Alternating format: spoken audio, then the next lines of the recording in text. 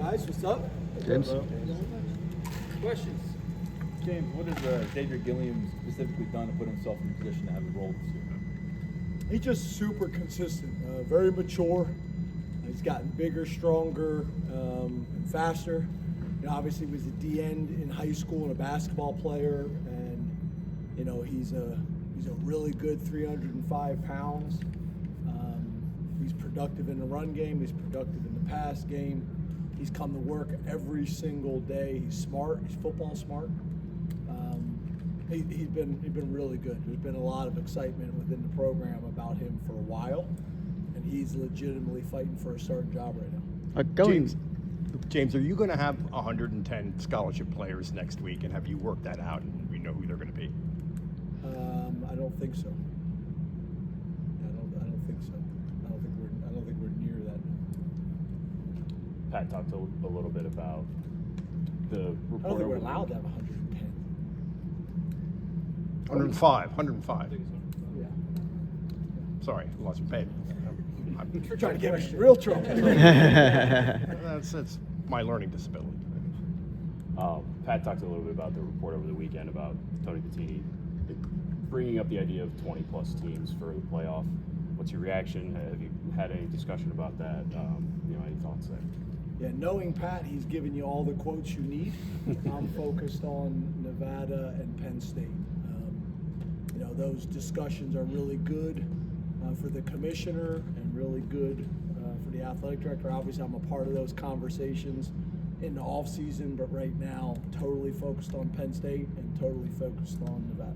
James, where are you with respect to establishing a QB2, and how will you divvy up the reps among Gronk and Smolin from here to opening day? Yeah, we're close to making a decision. We haven't sat down and talked to those guys yet. Probably a week ago we were close to making a decision and then held off because we had a couple inconsistent practices. But we're close to making that decision again. And what was the second part of your question? How you plan to divvy up reps between now and the opener, knowing there's only so many reps available in practice for the second team? Yeah, so the guy that we feel like is in the lead right now, we've started to adjust those reps, but not to the point where the decision's been made. James, how close are you to making a decision at right guard between Donko and Cousins? What does that look like right now? Donko, Cousins, and Shanahan. Excuse me. Yep. All three of those guys are in the heat of it. And to be honest with you, it's also how Rucci's playing, right? All those things kind of are factored in together. But I'd say it's similar to the quarterback. I think we got a pretty good idea if we were going to play this Saturday, but it's still close enough that we're gonna continue the competition.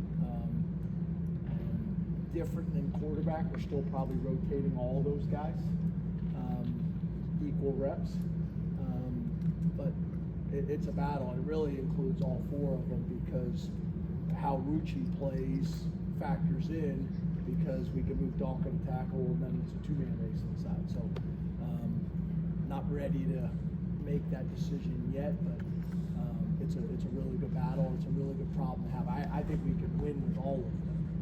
Do you feel like you're in a good spot, bumps, bruises, health-wise, with 10 days ago, rather? Yeah, for the most part. I mean, this time of year you're going to have it, but I think the coaches have done a really good job. Nelly's done a really good job of making suggestions. We're down. I want to say, it may not sound significant, but we're down like 127 minutes. From last year's camp, we're down a significant number of reps, and specifically when you talk about the proven commodities, right? Like, Deny needs to get better, but we gotta be smart with him because we know who Deny is. Same with Zane, right? So guys like that, Singleton and Fat, guys like that, we've modified their reps even more so, and we've done that every year. But I think the combination of overall being a little bit more strategic with our reps and with time on feet, and then having specific plans for the guys that are proven commodities that made a choice to come back and didn't have to, being really smart and strategic with those guys. Very similar to what we did with Olu a few years ago. James, to that end, how would you characterize what you've gotten out of camp so far? Out of camp, Yeah. I feel really good about it. We've got a ton of reps. I don't know if I said this to you guys before. You know, it's interesting. Like, you know, the old ball coaches, right? You talk about the days of the two-a-days are gone. In college, we did three-a-days the entire time. I wouldn't go back if I could. I think the morning walkthrough and the afternoon practice is enough. We get a ton out of it, especially the way we are walking through. Guys are doing a really good job being detail-oriented, footwork, pad level, all of it. So I think it's been really good. So I think we're in a good place. Obviously, it's very different in year 2 with Andy and very different in year 2 with Stig. And everything's about, you know, putting our defense and putting Jim in the best position as well, so that we can come out from game 1 and play championship level football. So I like where we're at. We still got some work to do, but good thing, you know, we still have time to get there. Coach, James, you mentioned talking it's year 2 for Coach Kotelnicki. For the players, that there's familiarity with that too. What are you seeing the difference in him as he's coaching? Is he a little bit more open to not criticize a guy or talk to a guy? Do you see any differences in year 2 for Coach than you saw in year 1? I think the biggest thing is he knows our program. He knows how we operate. So there's a ton of value in that. Less questions he has to ask. But then the other thing is he knows our personnel better. Like, he knows our team better. He knows what our strengths are. He knows what our weaknesses are. We've gotten to a point now in camp, we got a pretty good idea of what our identity is going to be. So I just think he knows our team better. He knows what Liam's strengths are and how do we play to Liam's strengths. And, you know, Dinkins, and I can go on, Singleton. And so I think that's probably the biggest difference is how do we maximize our personnel and how do we hide some of our deficiencies while we're still working on them. James, talking about the defensive tackle position in general, we all know about Zane. We saw a lot of what Alonso could do last season. Behind him, we haven't seen a lot of reps from those step players. So how do you feel those step pieces behind those two have progressed since camp started? Those what pieces? The depth pieces, Depth just pieces, behind. yeah. Yep. I think good. You know, you guys obviously you'll get a chance to see a ton of it during you know, the first 3 games. Plan on playing a bunch of those guys to create depth, but also to evaluate them. Wafel's a guy that's you know, really been a nice addition for us, and is playing some really good football. So I think, you know, he factors in, and that, you know, those next couple guys, there's a battle. There's a battle. Enai's done some nice things since we've moved him inside. I think he's already up to 275 pounds, so you know he has the ability to carry the weight pretty easily. You know, Randy Adarica is doing some good things. So there's a Cook who's doing some good things. So there's a group of guys.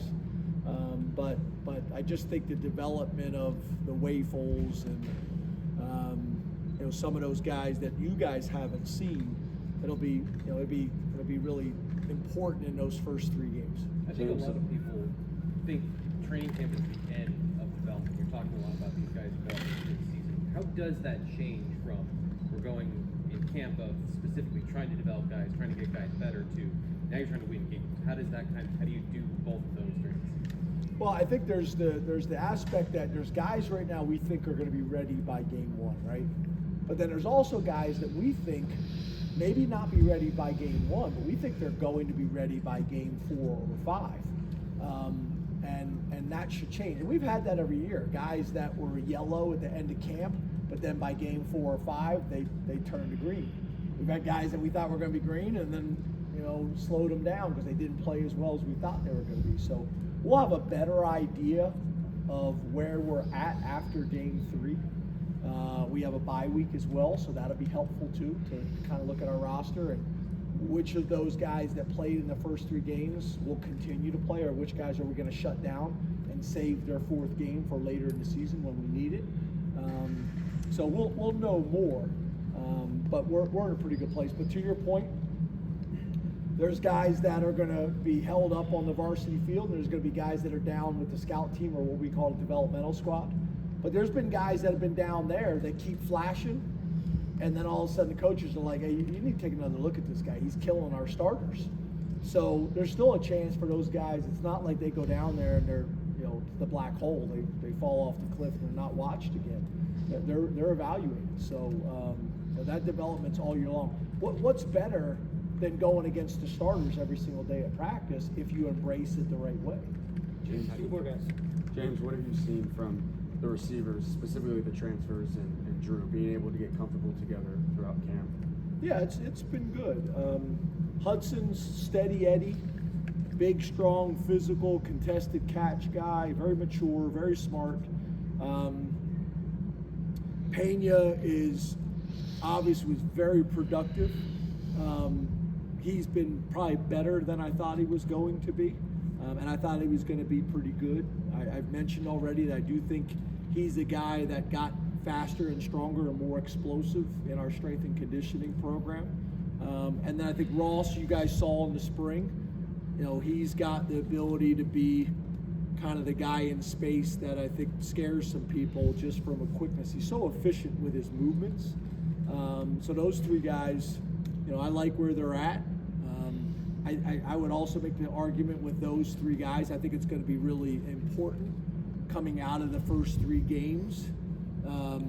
That we feel like we really know what we have with those three guys and how we can use them. So just like Andy knows our team better, we know those guys too, but we'll have a much better idea of who they are, who those guys are as well after the first three games. James, you said that internally the expectation is to win national titles. With the off season that this program has had, the additions that you've made, is there maybe a new sense of pressure to deliver on that expectation? No, I think you guys have asked me that question before, and I think I've covered it, but I'll cover it again. I think within our program and within this campus and within this community and within our alumni, and that's always the expectation. We finished the game before the national championship game and maybe a drive before that, and it didn't feel like it, right? People were pissed and disappointed, and most programs around the country would die to have that type of season. So there's more talk going on nationally. I get that. But within our program, I don't really sense a difference. I think there's recognition, that they've earned more conversations nationally. And I think if you follow patterns or storylines in terms of people that have been in the playoffs and then been able to get guys to come back, that's a storyline that I think a lot of people are running with. But at the end of the day, we got to go out and handle our business. And we got to do it one game at a time. But I don't sense that within our program. I don't feel that because I feel like that's always the expectation. Thanks, Coach. Thank you. Thanks, James. James.